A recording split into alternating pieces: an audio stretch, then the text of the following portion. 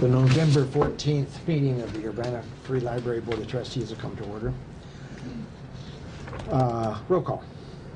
I've got to put your placards out, so I'm going to mess up names. We'll see how we go. Chris? Yes. Beth? Yes. Tom?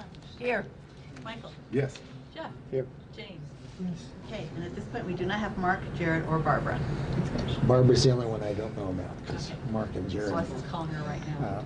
Mark called me this evening and said it's been a bad day, and she said, I don't want to try. Yeah.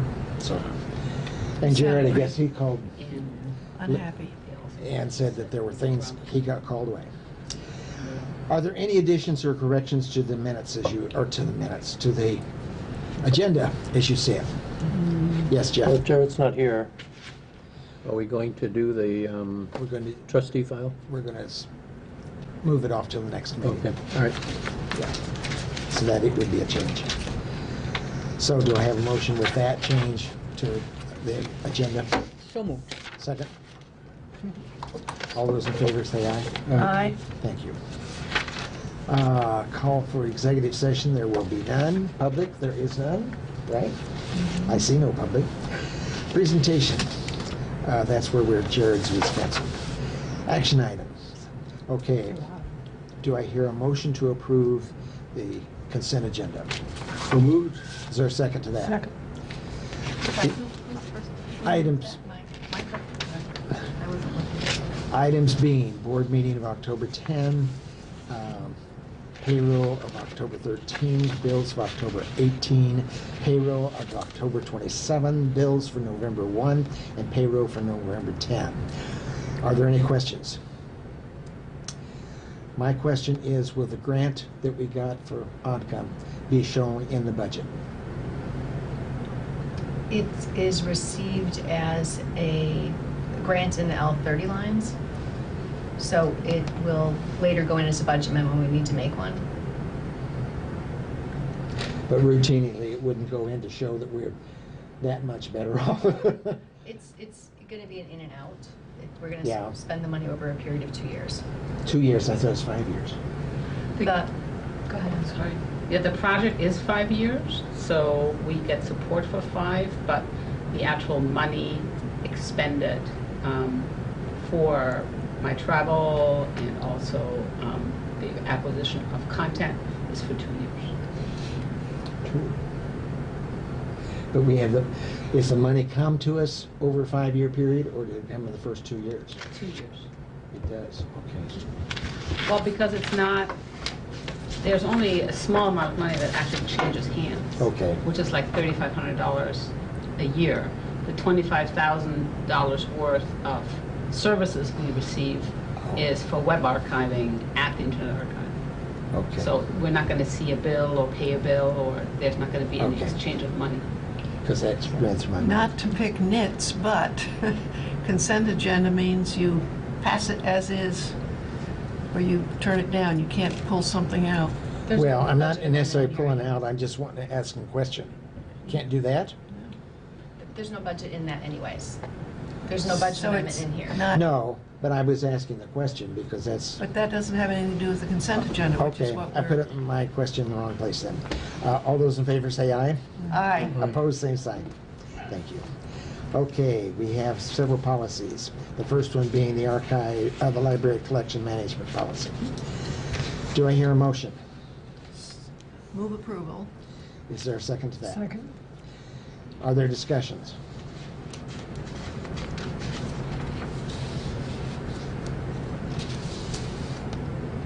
I want to know why there is no criteria listed for reading. I would be happy to speak to that. So criteria for weeding, it falls under procedural things, and this is at the policy level. So we wanted to provide a document that was more general in scope at the policy level and leave the procedural manuals to the creation of the AYS team. Where will that be then? The criteria? It will be in a developed collection management procedures manual. Will that be available to the public? Can be. Because the reason I say that, I feel that that was the concern before you joined the staff. And I think that's terribly important to be readily available, and I'm not sure that I guess I'm not convinced that it doesn't belong in a policy. Well, it's in the adult services and the children's both have a section.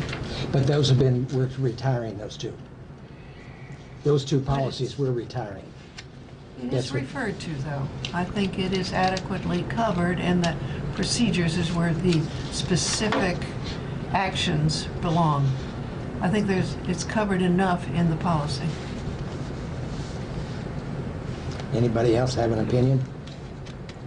It did read okay. Having just refreshed my memory on the difference between policy and procedures, and I was actually applying to everything, said, Okay. oh yeah, policy, procedure, yeah, policy.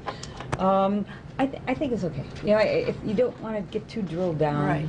I know, but it just seems to me like, in my mind, it's so fresh. Well, you're sensitive to that I'm just. sensitive to the fact that was the major problem. Sure. But again, as just said, reread the policies in here, what belongs in policies and what doesn't.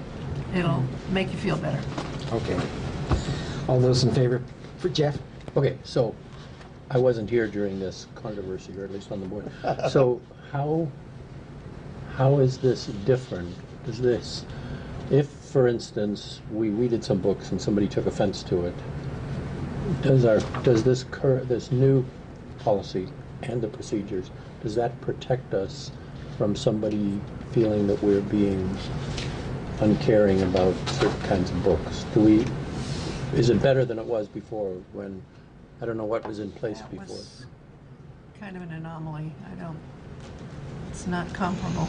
I want to make sure I'm hearing the whole question, so. Well, no, I'm just, he has a concern, and, I'm echoing this, so if we had a similar situation where we were weeding the collection, people outside don't understand weeding, they don't, they think you save everything, maybe, are we in a better position, policy-wise and procedure-wise, to defend our actions and not have them appear to be whatever people thought they were before, a whim of some administrator?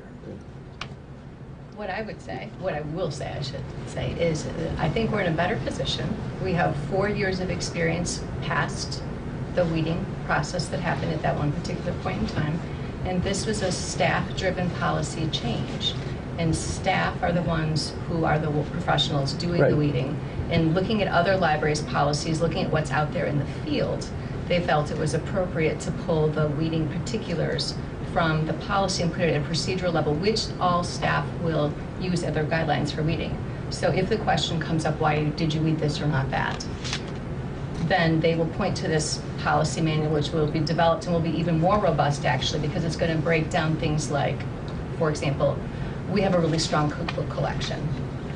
And we keep those longer than some standards might say that you would keep cookbooks. In medical books, we're going to keep a shorter period of time because medical books and law books and computer books age out more quickly.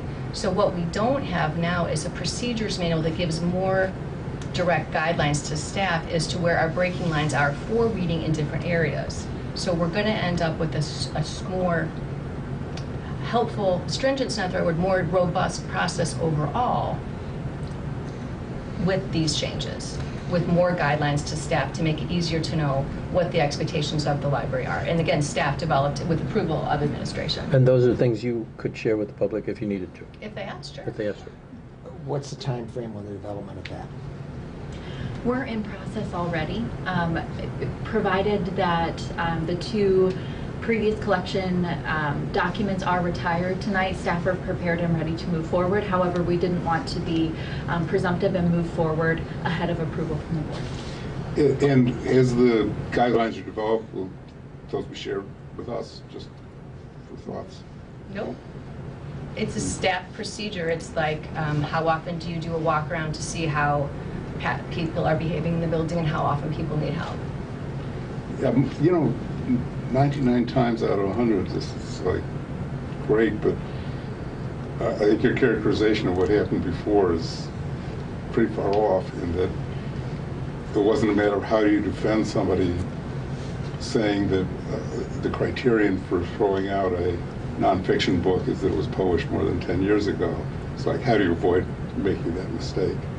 Well, weeding, so what I would say staff are looking to is using the guidelines that were in the policy is the basis for those procedures. So the things that were listed, age and physical condition of the book, and are there newer editions available? Is it available in other places? Looking at a plethora of components, that's not going to end. Right. So it's not one issue weeding, unless again it's about the condition of the book because someone dropped it in the bathtub and it's moldy. Other than that, we look at, it's a multifaceted approach. That's not going to change. Right. So basically, actually, it's going to put rules in that would not be consistent with this sort of the anomaly 4 years ago. In other words, if these rules were in place, they wouldn't have led to that.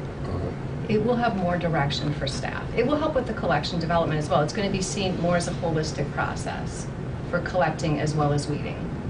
It's because it is a holistic process. Items come in and items go out. Tell me if I'm jumping to another subject in that area. The idea that someone would want a book banned, for example, that's got a procedure. Now, is that in? I'm going to ask a dumb question. Is that in our policy? How they go about banning a book? Is that in the policy and not in the procedure? That's what I'm getting at.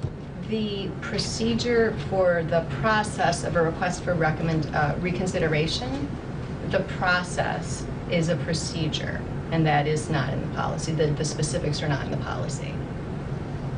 So that's not in here, or it is? So there is mention of the request for reconsideration procedure. There is reference to it, but the actual step-by-step, that's procedure and they're not included in the policy. So for someone who is a member of the public reading this document, they would know that that exists and that is an option, and then simply ask staff for the proper forms. Okay, because I thought that was really quite important that we, again, maybe some of these things are a matter of reinforcing on a website or something of that nature, where they go for criteria and for policy in terms of banning a book, let's say, that there is a procedure that they must go through in order to make that request. I thought one of the greatest things about that was they must have either checked the book out themselves or have read part of it or something. I thought that was really good. Well, we ask For those banning. questions. We ask those questions, and people can say yes, they did, or no, they didn't, of course. Because they can't just hear on Fox News that they want to get rid of a certain book and make a request to get rid of that book. They can make the request, but we take that into consideration as part of the process. I guess the thing I want to be sure of is that if there's any major change in how things are done, the public and/or the board would know about it before somebody has to, reach into the pulper in New Jersey or someplace and start pulling boxes out. Rather than, gee, if somebody looks up, they can find out by the time things are already shipped off. You want to know, get a heads up before it gets to that point. If you would like to, I have. So all of the procedures that will be developed would never contradict the policy. So any major changes that would occur at the policy level, and that requires board approval. Okay. So small changes that are in procedure, that would not come for approval, but changes in policy would. Also, staff are well aware and are very conscious of the attention that we all spend on the collection. This is a really great collection. People work for years and will continue to work for years to build a really great, strong collection. Part of building the collection is weeding materials that aren't needed anymore for any number of reasons. But we are all on the same page, all of us, that we want this to be a good, solid process that people feel comfortable with from top to bottom, that people feel like they have the direction they need to do the job they're being asked to do, which is, again, purchase and weed as part of a cycle. And so, again, we really feel, since this one staff directed in two, I think it's going to be stronger because it will be more comprehensive. And I guess just, Okay, so history makes us sensitive to this issue. yes. So, and B, the world doesn't know what culling is, and they probably don't appreciate that libraries can't save everything and all that sort of stuff, and not just because things get old and outdated, but just because. So I would suggest that perhaps as you develop this process, maybe we could have a presentation later on after you start to flesh it out to give us an idea of where you're going, not for us to quibble with it, but just to get a sense of the kinds of decisions that you have to make, you know, those kinds of balancing, just for our education and, you know, I think. One of the sections in the director's report at the very end, it talked about the board education piece. One of the topics that Barbara had added on there was a discussion of the collections. That was further out in the spring, and that could certainly be an element. This is going to take a moment to develop this process. That could certainly be a part of the talking about collections. And I we think could- just as a community and as a board, we probably need to get back to some steady state where we don't, our ears don't listen for things like that. Oh, You I know. can only imagine. Ooh. Well, anyway. Okay. All those in favor, please say aye. For approval of this policy. We've got a motion. Aye. Opposed? Same sign. Okay. I'm just trying to get back to, okay, that was a while ago, okay. Okay, All right. I should have restated. Yeah. You're- Wait, going back. You're valid, you're valid. Okay, the archives collection. Do I hear a motion for approval of the archive management? So moved. Is there a second? Second. Are there any questions or discussion? Okay, again, I've got one. Why have we removed the relationship with the Champaign County from the policy? Because we currently, there's no such agreement. There is no There's such not- agreement? Well, it's, you know, it has not been in force. There's no current document on file.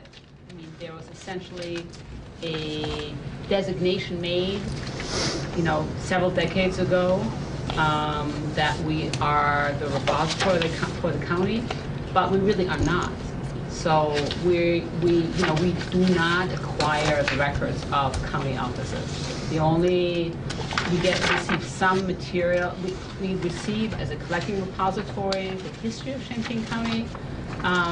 We have an intergovernmental agreement with the circuit clerk's office because we actually house those records and have an agreement with them. But there's no other entity at the county level where we have a records retention or transfer agreement.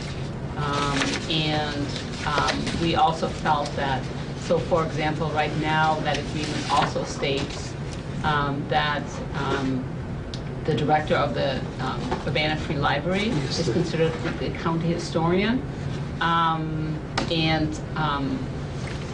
Whether it's less, I do not want the designation. There are lots of people in this community that contribute to the interpretation of the history of the county. So we all have different areas of expertise and specialties. So to me, that's a community effort.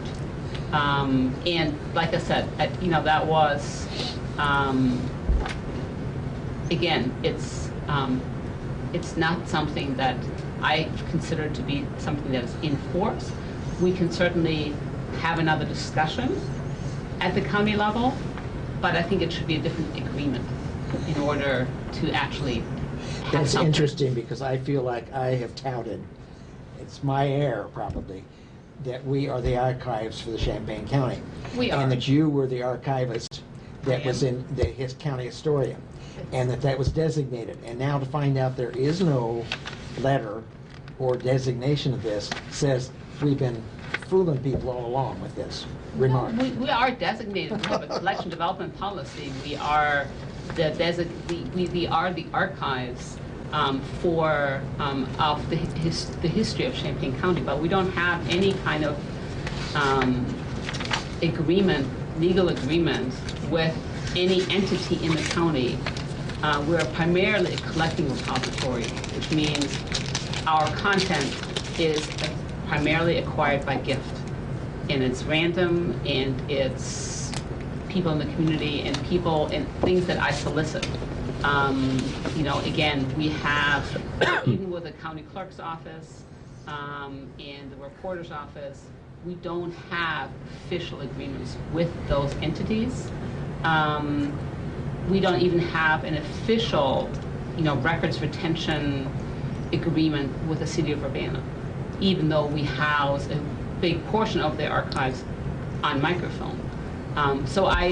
This can be revisited as being, it's part of our collection development policy, so that doesn't change. I mean, if you read our collection development policy, we're a designated research level collection on the history of Champaign County.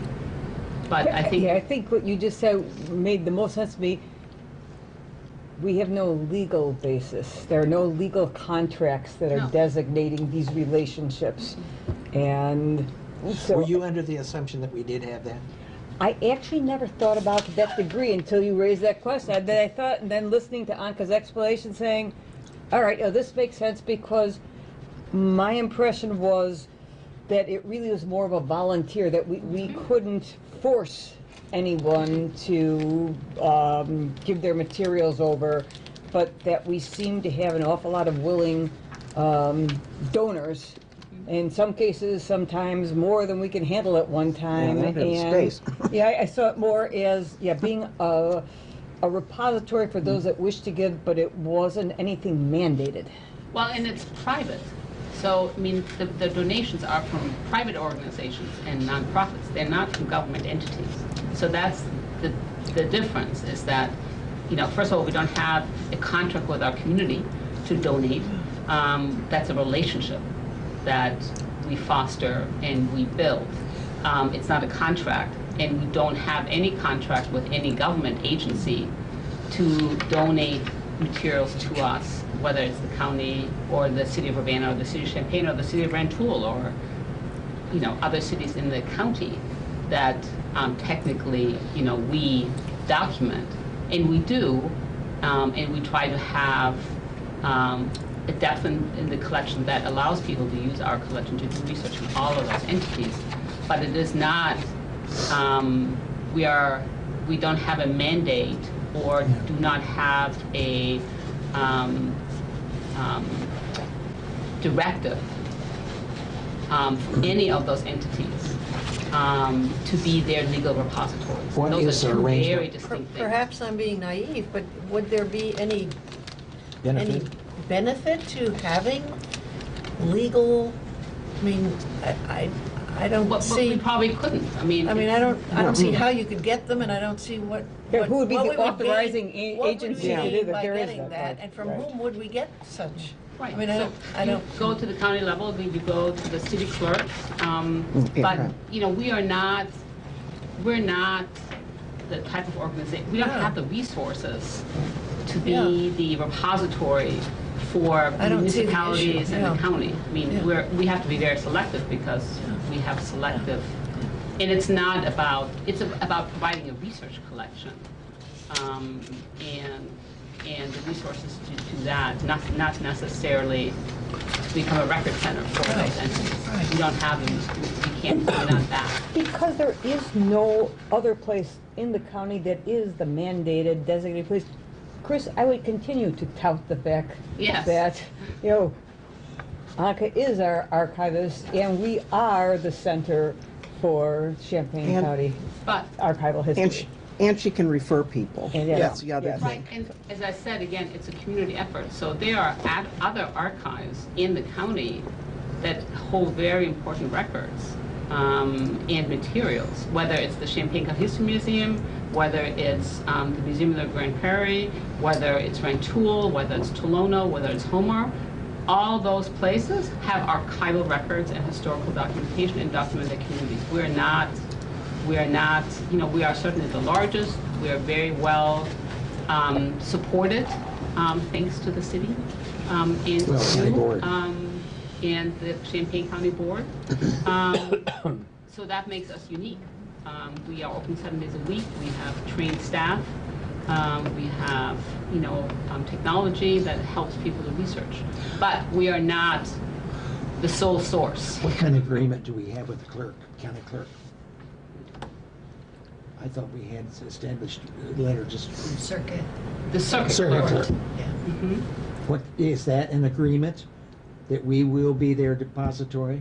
Well, we have a signed agreement that is very limited. The circuit clerk does a lot of work and a lot of different things. We acquire essentially civil cases, more specifically divorces. That's what we acquire.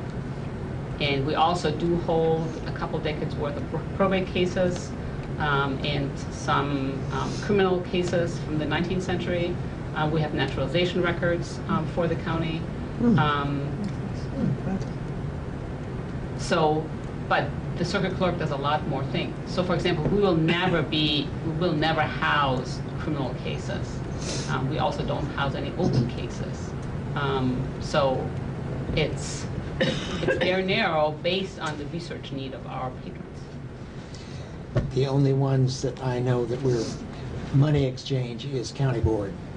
Is there with us circuit clerk? There's money exchange there too, for us keeping their records. It comes through the county board. That comes through the county board as well? Or are we talking about the same thing, maybe? Part of that agreement you were mentioning, so we have two agreements, and they both involve finances. Okay. Just wanted to know. I don't know whether I'm creating problems or what. But, okay. Does everybody understand that the motion is to the circulation policy, or the collection policy for the archives? All- Yes. Any other questions? All those in favor say aye. Aye. Opposed, same sign. Thank you. Okay, 9.3, I guess we'll take them separately. 9.3 is a full archiving. What is it? What are we going to be doing with them? I said retire, I don't know if that's the right Retire. term. Yeah. Seems Remove. appropriate. Remove it. Okay, is there a motion to retire the Children's Services Collection Management? So moved. Second. Second. Any discussion? All those in favor, please say aye. Aye. Opposed, same sign. Is there a motion to eliminate the adult services collection moved. management? Is there a second? Second. All those in favor? No? Yeah, all those in favor, please say aye. Aye. Opposed, same sign. Okay, they are retired. The second cooperative agreement, notice of 2 years for possession of the Merrill Building. Is there a motion?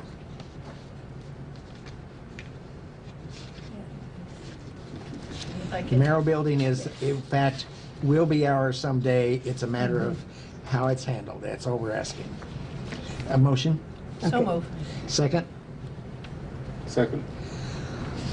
The motion to not ask for the 2 years to start, that is the motion. Okay. Yeah, thank you. I say, wait, that's The fine. motion to not ask the city, Not to ask not ask for the it. foundation, Yes. to ask To the city not for start it. that Until I read process. this, I did not fully understand. I think it's brilliant. We aren't paying the taxes. I mean, there is money that is the tax city is benefiting from and all this, so it's probably in the right hands right now. Do you project, I suppose this is when we begin to look at more building, that we would consider that? When would it be appropriate? Because 2 years is just we're buying 2 years right now. I think that that's a conversation to have when we talk about the block plans, which we're not having this moment. Okay. But this is something to consider, that if the library decides that it does want to go ahead and do something that would involve that corner, then you would have to be thinking out a couple of years, which would probably work within the planning process, and then include the cost of purchasing the extra bit of time back. That would be part of the conversation. I don't know when that time frame would be. That's And is it your impression that the EPA investigation at that time was not complete? Is that your impression? I need to check with the city again and see what they have on it. Because right now, we are not asking for it, so that wasn't top of my mind. Did anybody else think that that was a foregone conclusion? hear. The EPA's, as far as a buried Oh, tank or something, I thought it was clean. Well, We didn't, I think we didn't, as a library, didn't have money yeah. to fund that. invest and it? so We're hoping. Yeah, we were hoping, We but don't we really weren't know. really involved in those decisions Yeah. because we weren't paying for it. I was not on the And we board didn't at the own the time, but that's property. always been my understanding. Yeah, that was my understanding as well. Okay. Sort of Well, a- but now under the current administration, maybe we could get away with it and just like. Yeah, who cares? Maybe now's the time to buy it. Dry cleaner tanks, who knows what's under there? It Sorry. saves us money not to. Gasoline, more likely, Oh, Yeah. because it was a gas station. Yes, That's the concern. And it was clean. yes. It was, But we were never given any final report because we didn't own the property and Right. they didn't know us the final report, so. We don't know the and it was a property. long time ago. It was a long when time people were, yeah, Yes. anyway. There was a gas station Let's there? not. oh, yeah. yes. Oh, yes, it was a gas station. Looks like one, actually, if you look at it. Yeah, yeah, it does. Okay, the motion then is to not give a 2-year notice, and that's what it amounts to That's at this time. All those in favor, please say aye. Aye. Time. Opposed, same sign. Thank you. The resolution of the JPE service agreement, this is the third time that we've had an agreement with them, and it's still up till the end of, give us enough time to put out bids, right? Yes, and get through the end of this fiscal year, which is a nice clean time to start a new contract, which is the beginning of the new fiscal year. What's the date of the expiration?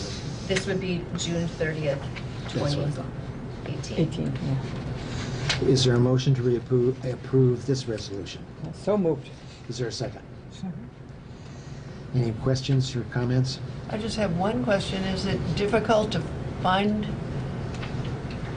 a replacement or problems with any of this?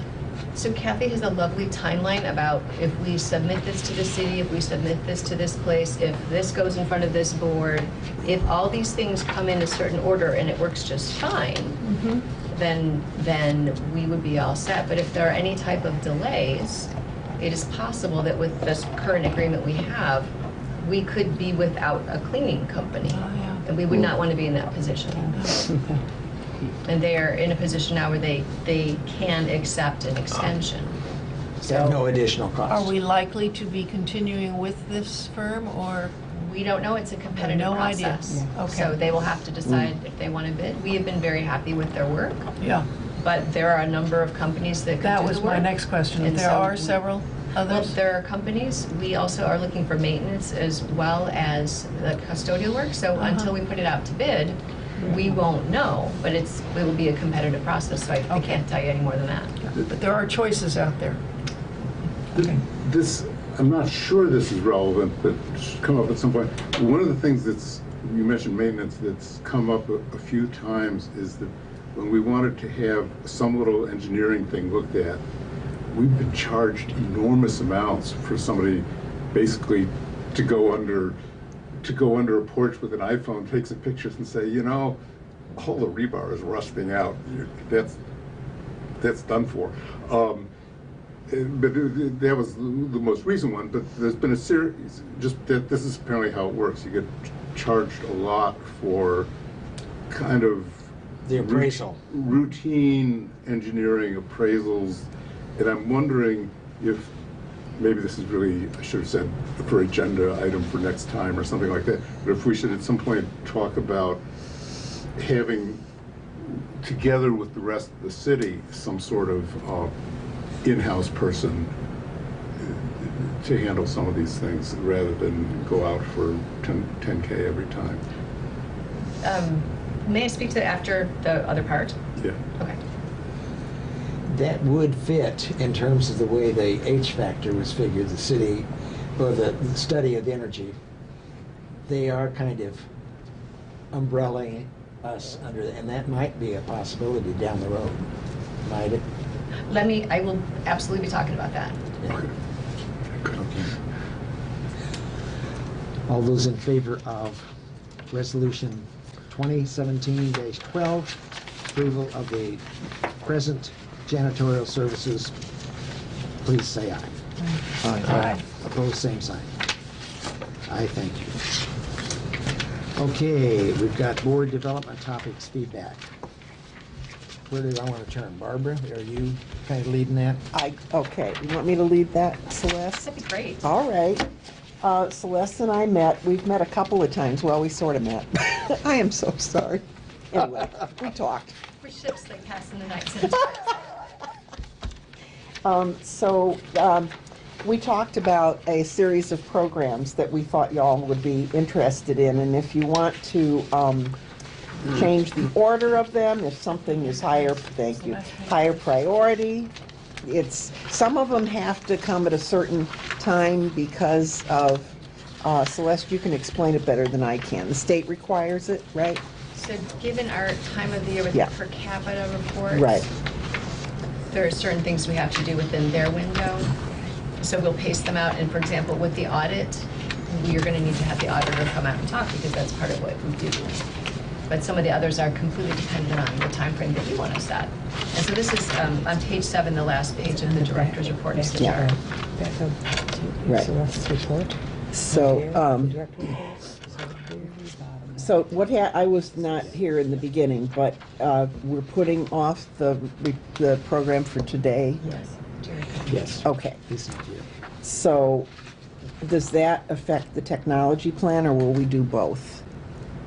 Well, because of the per capita requirements, we have to get that done in December. Okay. So that will happen with Kathy's report in December as well on safety. Oh, I see. Okay, okay. So those will both. Oh, I'm sorry, it's November. See, I'm in great shape. Okay.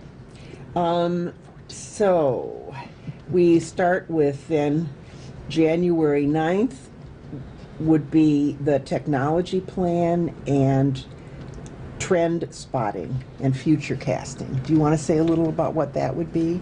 Or We've talked about that a bit with some of the ALA kinds of things. Yeah. That we've talked about the future of libraries, the Center for the Future of Libraries.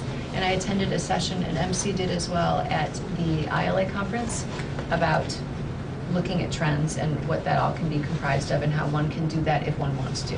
And so I thought I would share that information. yeah. And Or have a staff person share that, because we have a couple of people who are very good at looking at like pop culture trends. So trend casting, we could look at that in a couple different ways depending on your interest.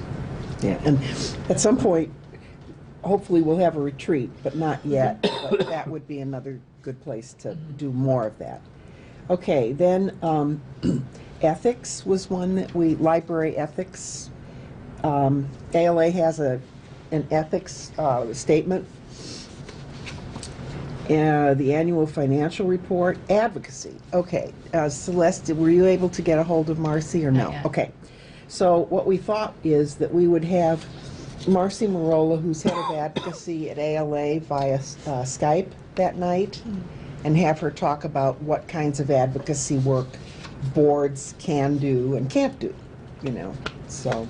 Good idea. Then the budget presentation, and as we were talking about before, collections, to talk a little more. Again, that could go earlier if there's some concern and you'd like to talk about it sooner rather than later. And then technology trends.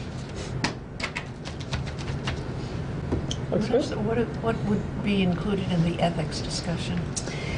Ethics for board member? Yes, that would be part of Behavior? it, but, yeah, board member behavior, but also, I was thinking, that's a great question, about the ALA Code of Ethics in terms of what librarians can and can't do or answer, or, for example, Yeah. on my, Facebook the other day, I got a question from a librarian who said, do I have to answer questions about the government? And do I have to lead them to government websites? I mean, my opinion is, yeah, you do, but those are some of the things we should talk about. So, because there are some people right now who are so upset about what's going on, that they're, with the current administration, that they're not going to answer certain reference questions. So that's an example of what I consider an ethical issue. I mean, the ALA Code of Ethics would say, yeah, you do. Right, you have to be a neutral, Yeah. professional, unbiased Right. source, Yes. despite how your personal political leanings are. Right. Yes. But the Professional. president's program for Denver at ALA is called Our Libraries Neutral. So this is a hot Mm-hmm. issue right now. You can see it. Understand. That started in January, on January 20th or whenever. Yeah. So, Well, sometimes it Does makes sense because, you know, the EPA has pulled all references to climate change. So if somebody wants to study climate change, right, that's not exactly a place you'd want them to go. yeah. But then I think what you can do is you can point them to a number of sources. So here's a governance source, but here's also this source and that source. I think That's- that would be in the realm of your professional duties. Yeah. Yeah. But that But requires it's a lot great. of the librarian that's answering the phone Well, and what their knowledge is. yeah, hopefully they'd that's- refer it, but Would you have a system internally that would say, boy, I don't know anything about this, but Anka does? Is that what you would do with it? If I can. Please. We do have a system in place Do already you? where if people receive reference questions that they are either uncomfortable or unable to answer, they can refer to colleagues. And we have a system where we make sure that that reference question is fully answered and closed out to the patron's satisfaction. I don't remember whether it was here or IHLS where we talked about fake news and the Pew research about yeah, millennials trust the library as being a, right. so it's probably even a more important Yes. thing for. Yeah. Yeah, So it's a hot topic. that's a great point. And so far, everybody trusts the library. Some people, in fact, think we're too neutral. I mean, that we're too open with our information, you know? It's like, You can't win for. you can't win. It's just, but yeah, And well, the trust is that libraries looked as a source of facts. right, It's always been looked as a source Yes. of facts. The time you were a little kid and sent to do your first exactly. report to go Yes. and look up the facts. Yes. And so that's not diminished yet. If you could have reference librarians say what their political leanings are before you, so you could choose who you wanted to ask your questions of and things. There's a problem with that if you're a little rural library, but I know what you're saying, because when I was at Wesleyan, there was a librarian who would refuse to answer questions about Palestinians in Israel. And so he handed it to somebody who would. And that, but if you've only got one librarian, I can tell a story of something that happened in a rural area in a library near here, where a teenager was looking up something, and there was one terminal in the middle of the floor, and the librarian said, "I'm going to tell your mother you were looking this up." And that's one of the things that is in our code of ethics that we. I mean, this is duh for you guys, because I know you wouldn't do it, but No, our staff are fabulous. I know, and Librarians, non-librarians, they're all fabulous. but you know, But I that's why just you have thought, these conversations. yes, yes.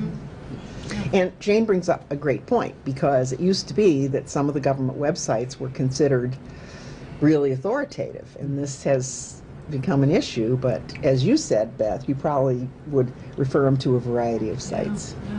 But it's a difficult thing, because the Yeah. websites that she was talking about, that were closed down, there were people populating websites with anything they could get out before they closed them down. So is that ethical to point people to things that were made on the side? You know, I mean, people might say, oh, they're going overboard to direct me to things that the government, you know. I mean, Yeah. it's a dodgy. Sure, but I think if you can just give a selection, and Yeah, yeah, yeah. you're not saying, and you must believe that, you're saying, here are There's always going to be selections of- somebody yes. that thinks you're being biased, Yeah. even if you give them every choice. Yeah.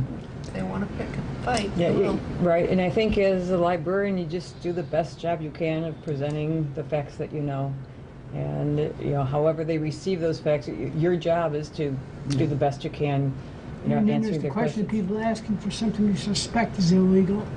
I had one fellow call up, and I could hear kids in the background, and he was asking to know, he wanted to look up what states did not have custody reciprocity. Oh. Oh, yeah. That's a good example. You know, you get this all the time where you know what they're up to is probably no good, but But your Yeah. job is to professionally answer. Right. I told him he could come in and look up, we had all the state codes, he could go and look them up, Yeah. which of course he would never do. But Yeah, right, But yeah, but right. you're answering, yeah. right, Sounds like this ethics topic's probably a big one, so. It's a really interesting one. Barbara, I want to thank you and Celeste for Oh. putting together these, because I Yeah. think Oh, you're it welcome. certainly gives Great. us topics to look at, and And if you have any others you'd like, yeah. because they can be Well, switched this is around. an ongoing process. Yeah, okay. Yes. All right, sure. It's a pleasure. Thank you. Next, we have a report from the Friends. Anna? Well, part of the reason we're up here is that the Friends are very busy. If you haven't seen it, there's the flyer. We had a meeting, what was that, last week? November 1st. It's the day I got back from Europe. I'm still reeling. Anyway, this book sale is kind of interesting for a number of reasons. One, it's a little smaller than recent ones, but I find it interesting that they evidently have a lot of vintage children's books. So if anybody is particularly interested, I've been passing that word, and a lot of people are saying, ooh, so that's kind of nice. And quite a number on arts and crafts, as well as art books. And art books are, of course, always popular at this season because they're given to unwary relatives who are going to have massive books that they will bring back next year for Of course. fall sale. Anyway. Why not? The circle of Yes. life. Yeah, good way to put it. Yeah. So that's about it. They're busy. Library Foundation, They meet tomorrow. tomorrow, yes. And gearing up for the fall campaign. Yeah. And the porch is one of the named items Okay. in the appeal letter. The letter that goes out and such. Heartland, Jeff? We've been meeting, apparently it gets hard to meet in December, so they're sort of tying up all these loose ends before the season closes down here. We're refocusing, or not refocusing, but starting to focus in advocacy on school libraries. This year, the state library said that a number of school libraries didn't apply for their per capita grants because they didn't have staff that knew how to fill in the forms and this and that, so they're a bit concerned. So, and since we don't have a lot of school library members, it just seemed like a perfect place. And I pressed the issue that schools are not like some separate thing, that they really are integral with the public library, and you know, that if we go out there to find out what's going on, we should talk to the public library also to find out what their history is with the schools and that kind of thing. So Is this because of retirement of librarians? the schools are cutting back. It's sort of like cutting back art Oh, so they're teachers just and cutting back the librarians. positions so you don't have So they people- put in part-time people or people that aren't trained librarians. So they don't have the and experience and all that gets knowledge. forgotten. Makes sense. We had a member who wasn't showing up to meetings and had this very tense meeting about sort of reprimanding him or trying to tell him he better show up and stuff, and he was very defiant. It was like, well, I'll make it if I can and things. So it was kind of interesting. Wasn't you? Ooh. And then we did the director's evaluation, and we're hiring. We're starting to hire people. So they have a couple of hires coming up, an IT hire and a marketing, I think, or something. So they're really getting more serious about getting out there, not to get more members, but just to relate better to their current members, what's going on and that kind of thing. So, no, it seems to be pretty healthy, and the money coming back in is taking the edge off everything. And so, That's good to hear. Good. That's Wonderful. yeah. I just wanted to add, you mentioned school libraries, Jeff. In Chicago, there are none left on the south or the west sides of Chicago. No school library. None. None. None. So is this a trend? I mean, we were talking about Thomas More got rid of their library. Yeah, Is it's a trend that they're Is it in the name of, oh, we can do it on a computer, so we don't need this? Or? part of that, and part of it they think they don't need a trained librarian because all it is checking out books anyway. When in fact, well, you know, I mean, school librarians start the process of information literacy and fake news and all kinds of stuff, and it's We were pushing how they integrate with curriculum And, you Yeah. know, teachers come in and go, give me everything you got on the Greeks, and they go, oh, God, what And do they you go, think? exactly. So it's not just Yeah. the kids. And then I didn't read it all yet, but I saw some article about, maybe it was Chicago Public Schools forgiving, libraries forgive fines racked up by youngsters all over the place, like kids that can't afford it, and I don't know if they seek grants to pay for that, or they just sort of cancel them out, like people that have money in the Bahamas and stuff, and you just sort of forgive them and things. But I mean, there's a lot of issues around people that have cards and, you know, that kind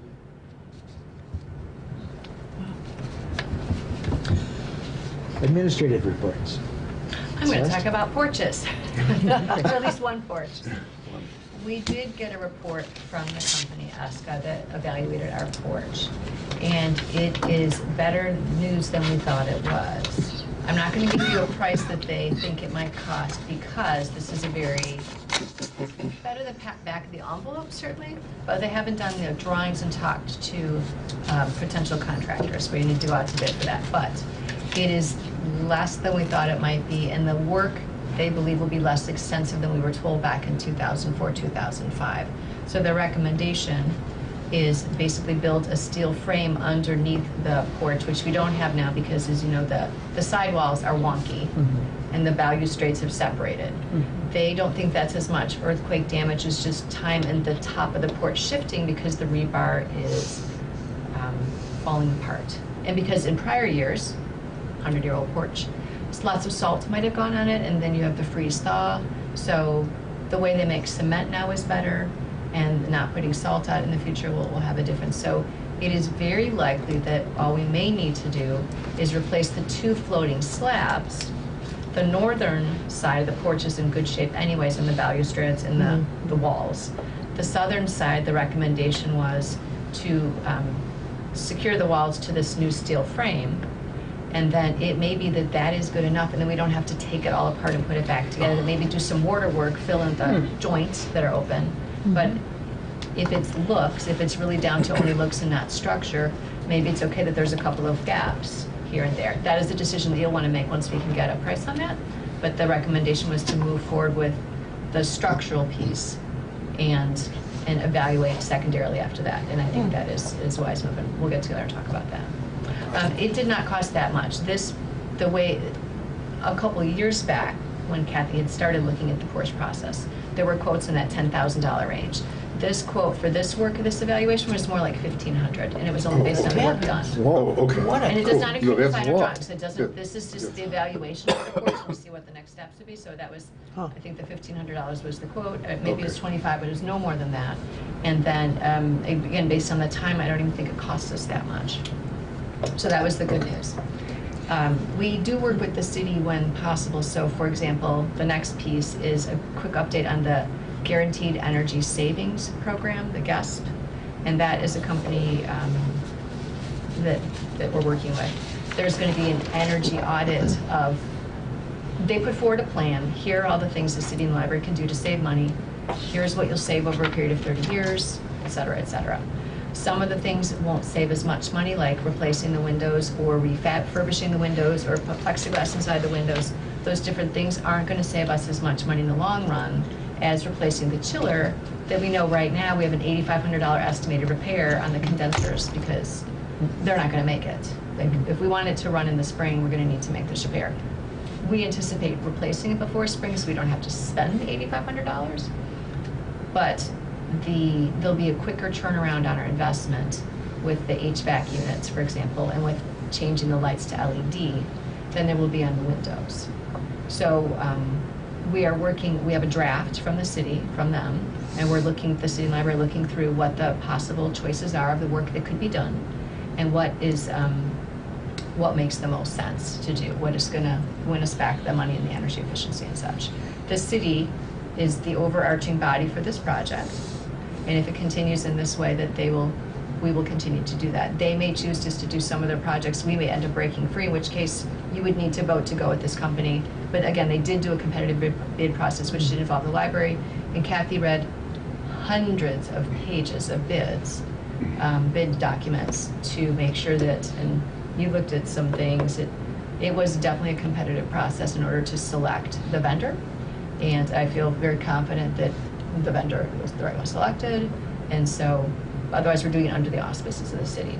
They don't have people there that are engineers, like again, the porch people, Heska, they are engineers that do this type of evaluation.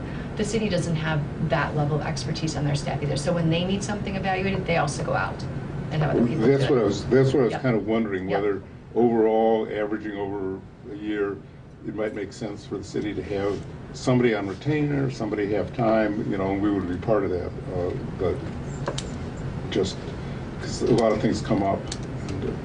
And, It's a good question. They have different needs though, so it depends if they're going to be evaluating the HVAC system versus the porch. It's a different skill set. So when they needed the HVAC work though, they went out, they got a bid, we went in underneath their auspices as well, and so we used the same company as they did. So we are trying to be as efficient with everyone's time and energy and cost. Will you be bringing us a list of, hopefully, a list of items with some kind of priority? When I have it, right now is a very drafty draft. So when I have something that is, here's the document, absolutely, and Mike will see it before then. I have permission that the facilities committee can see it, but it's still, right now, premature for that. It will be a big price tag. You will absolutely see it. Okay, other items on your Those list? are the most two important ones. I had a question. No, okay, is where are we with, in terms of advocacy with the memo you sent out and what's happening in the state senate? Thank you for asking. The SB 851 did pass the House, but did not get called to the Senate floor. So it's possible it'll come back in the beginning of January. It is possible that that won't happen. We don't know yet until the time. So when I hear more, I will share that. But, so yeah, it did pass the House. Carol Ammons, our representative, did vote against it. I did reach out to her. Other people did as well, I know. So if it does get on the agenda, would you alert the Yes. people again? There will absolutely be a negative impact to the city of Urbana in the large dollar amounts. Not only is there a tax freeze, but there are different tax credits that, expansion of the tax credit program, so they would lose income from that, as well as, again, taxes then being frozen that they couldn't, even if they chose to, raise it. And you know, the city council and the mayor have been very responsible in looking at our tax rate for the city as a whole and looking to make us competitive with neighboring cities. So they're already working very hard at that local control level to make wise decisions. So we don't see that this would benefit the city or the library to have this cap imposed, a cap imposed. Have you talked to Scott Bennett about it, or? Yes. So, just because it looked really interesting, and speaking about advocacy, that one part in your administrative report saying the tip about the effective advocacy is that some issues are better addressed by budgeting than legislation. So can you just expand a little bit? That was a really nice line. I said, wow, my mind went in so many different ways. So Think about, yeah. yes. Scott talked about, Senator Bennett talked with Senator Pat McGuire at this ILA session, which was really, really great. And I'm typing up notes and comparing with my colleague, the co-moderator, and then we're going to bring that forward. Senator Bennett mentioned this, that sometimes legislation is a good way to solve a problem. And sometimes it's about budgeting to make sure an agency is funded to do the work that it's supposed to be doing but doesn't have enough staff for. And then sometimes it's about oversight of an agency, making the agency is doing the job it's supposed to be doing. So he said there are at least 3 different ways, and you need to know what the issue is you're trying to solve. So talk to your legislator and they can help direct you. Of course, all those different processes have different time frames. So budgeting has one time cycle and legislature has another cycle. So if you want to get things in front of the legislator for a year, we're coming up upon it right now that you want to have your issues in front of them by early December, because they're going to start working on things in earnest in January. And at a certain point, he said that you get people coming to you, mid-March with an issue they want you to handle, but they really, it's too late. It's too late for the legislative cycle. So again, you have those conversations about, is this a legislature issue or can this be handled a different way? But the calendar is everything. But we don't know that calendar. Well, it's available. Yeah, It is okay. available, and I just, they just actually set the legislative calendar for after the first of the year, so now we know when we can have the legislative meetups for the legislators and people who love libraries, because now we have their calendar, we know what days they're off and might be back home. So, and I would be happy to share, like, just for informational purposes, here's what it looks like at the legislator, here's what it looks like for budgeting. You So- also have to understand what that calendar is saying. And it's, So you As need to little get- as it can, I think, in many cases. Well, thank you. Anything else? No. May I add? Yeah. May I add Anka? just one thing? Yes. I just wanted to add something because I just wanted to make sure that you understand that the archives has not lost its status. No, I The do. only point I was making is that the document stands as a symbolic statement and designation that the country gave us. We are not in the power to rescind that document. It stands. But because it's not a formal agreement with a body to transfer records or retain records, I didn't think it belonged in a collection development policy because that is a different type of designation. That's all. Well, and I agree with you because I don't think that we want, necessarily have to collect a bunch of stuff anybody would ever want and all that, that we would be mandated to do that. So an agreement the agreement would have to be so loose that maybe it wouldn't be worthless. So, yeah, thank you. I don't have anything at this time. Do you have any items of unfinished business? Oh, I wanted to check on our numbers. All of you got the circulation seems to be down in 18. Any thoughts as to why? I want to find it. Yes, it's been trending down a little bit the past year or so. And I'm not sure why, but we're looking at that. We do know that our ebooks were being counted twice for a little while. That's something, given the way the data was being pulled, Polaris, Okay.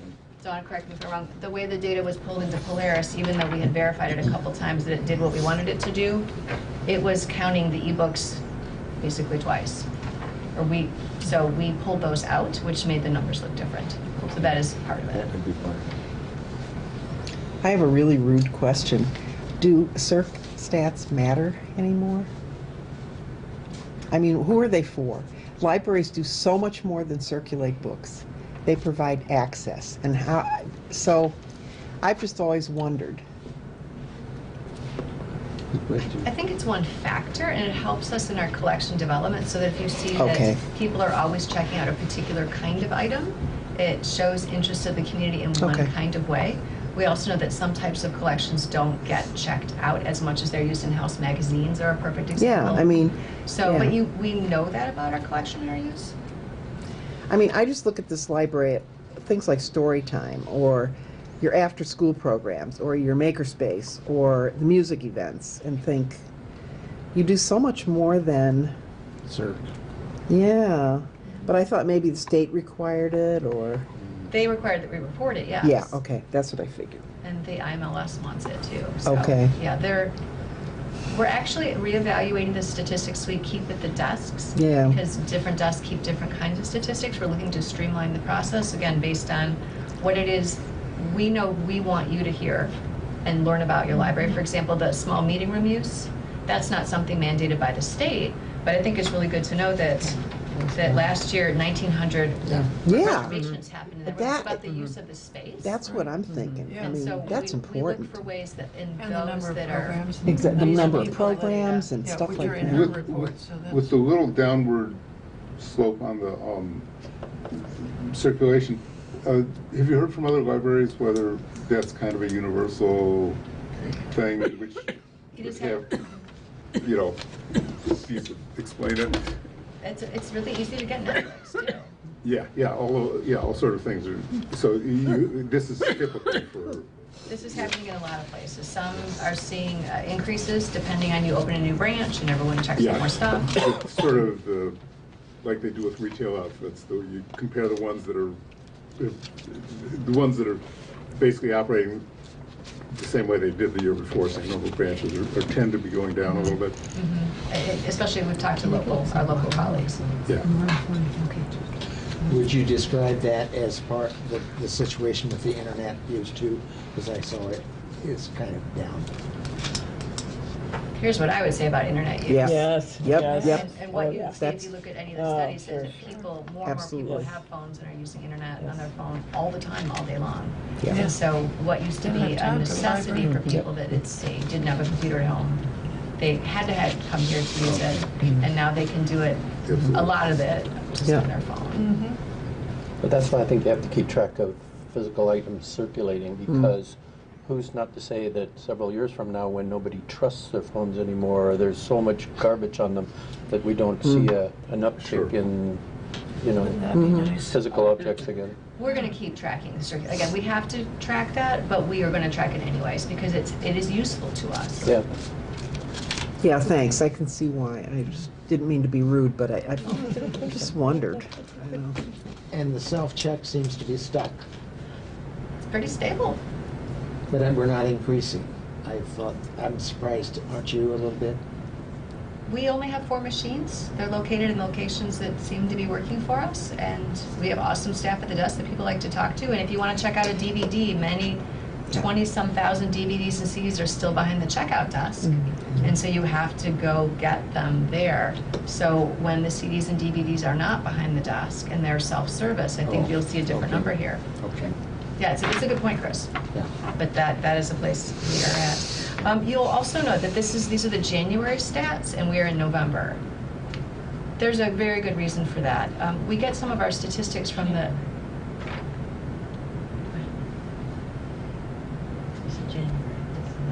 These are September. If I said January, I'm wrong. Yeah. I just kind of, I looked and said, all right, September, Oh, right? come on, September, it was right, I saw the word. Thanks, Becky. No, don't be sorry, thanks.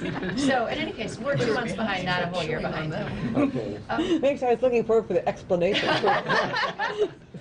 So OCLC, we get some statistics from them, and we cannot get the data from them until the 10th of the month at the, pretty much the earliest, and our meeting is the 14th.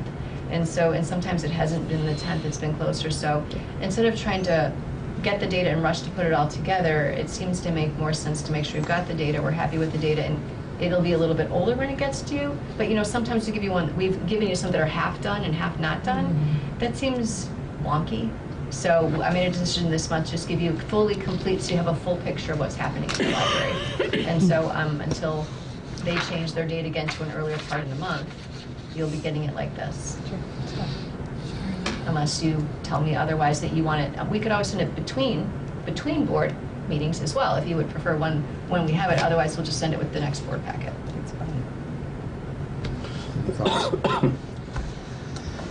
Seeing no other business to come before this group, I declare the meeting adjourned.